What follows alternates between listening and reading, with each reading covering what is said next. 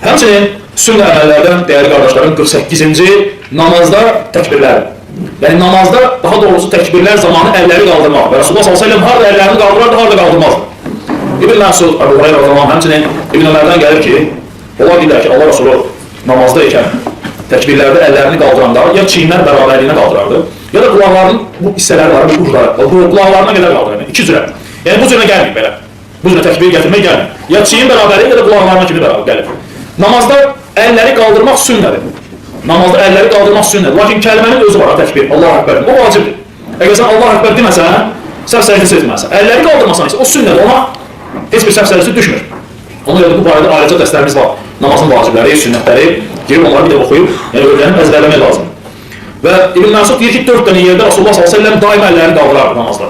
Namaza başlayanda Allah-u Ekber, ikincisi Allah-u Ekber kimi rükuya gedəndə, üçüncü rükudan qalxanda və dördüncü də ikinci rükətdən, üçüncü rükətə nə edəndə? Qalxanda.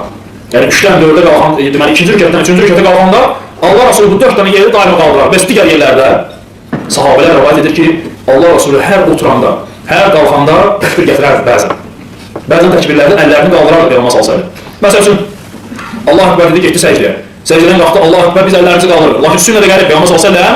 Allah Ekber deyərdi, əlləri qaldırır, oturardı, Rabbim, Təzən Allah Ekber, getdi səcdəyə. Təzən Allah Ekber, yəni əllər qalxması.